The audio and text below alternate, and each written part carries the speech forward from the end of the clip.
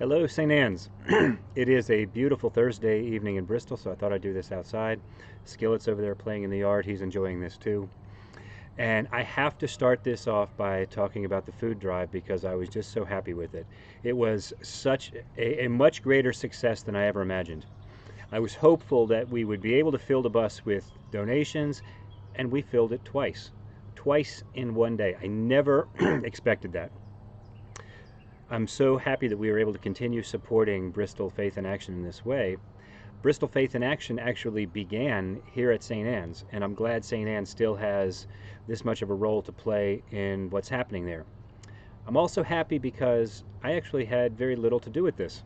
That may sound strange, but I'm proud of the fact that I just threw this idea out there and some very good people ran with it and made this happen in a very big way. So special thanks to Eileen Panasowicz and Hunter Perrin who worked to organize this and get volunteers out. Thank you to everyone who came out and volunteered, and especially to everyone who came out that night with donations. That really made a difference. So I'm going to show, for those who haven't seen it, here's a few video clips and pictures of everything that happened Tuesday, and the ending clip is a video of the food pantry at Bristol Faith in Action, so you can see where this all went.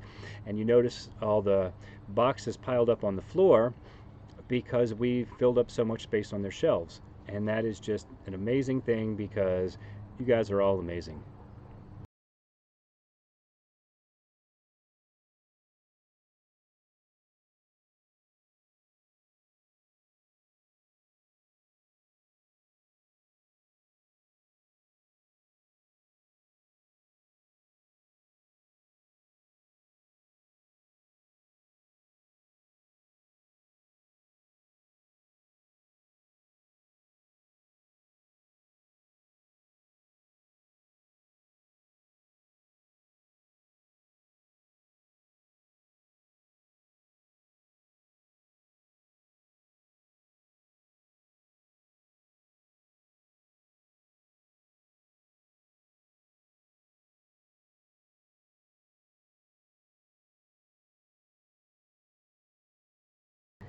And now I have the big news that everyone is waiting for. The big question everybody was asking me when I saw them the other day was, when can we go to Mass again? Well, the answer to that is that pending approval from the bishop, we will be inviting people back into the church for Mass on Memorial Day weekend, Feast of the Ascension, a little over a week away. With Governor Northam's lifting of restrictions, we're actually able to do it this weekend, but we figured there's just no way that we'd be able to get all of the preparations necessary in place, so we're going to do it next weekend. Well, what does it mean pending the bishop's approval? It means that I still have to submit a plan to the diocese detailing all of the precautions that we're going to take and how we will be implementing the diocesan guidelines, and then receive written approval from the bishop to open the church for Mass. But I'm confident that we will do that. Now, this is a great deal of information that I need to plow through while working with the staff to come up with a plan. The packet of information I got from the diocese is huge, and there's a lot of guidelines that are very strict that we have to follow. This is what I have right now. I do not have the answers to all of the questions people have right now, but I can share what I do have, and the rest of the answers will be coming over the next week. The bishop has said that starting May 23rd, churches may invite parishioners to attend Mass on a limited basis.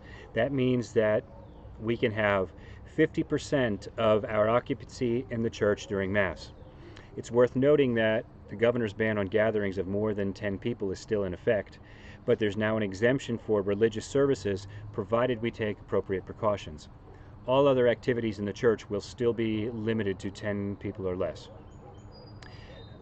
This also means that when we're open, we probably won't be able to seat everyone.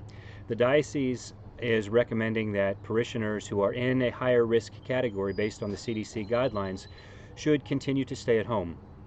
We will continue live streaming the Mass, and the bishop's dispensation from the Mass remains in effect. Now, here are some of the precautions that we're going to have to take.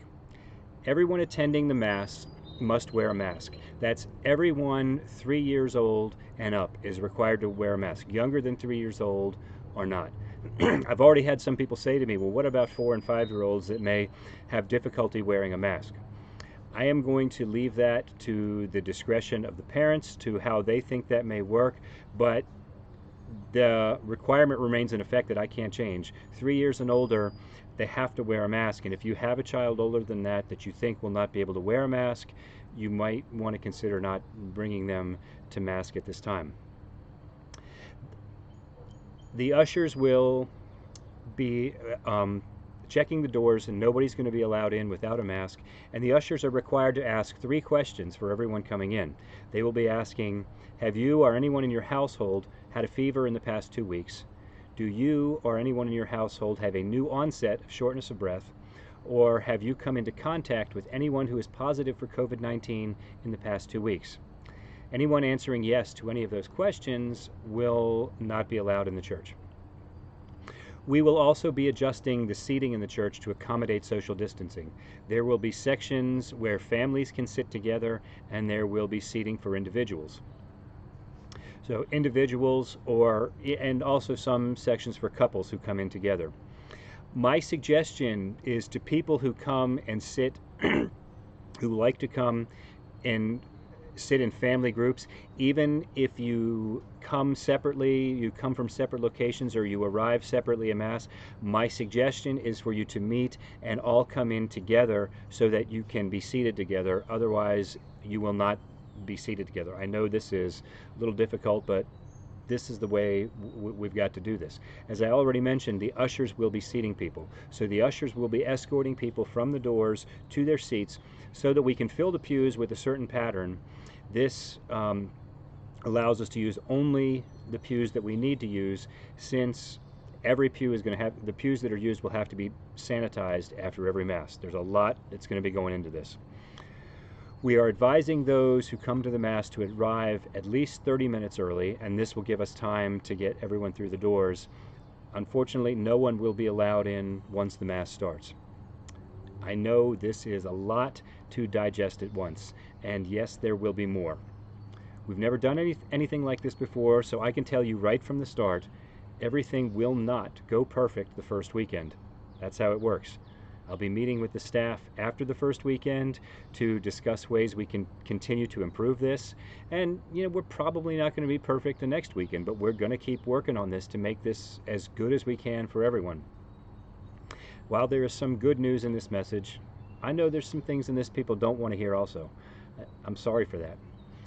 I know this is not going to be easy, and many will find this a great inconvenience. This is what it takes for us to be able to gather for Mass again and be safe.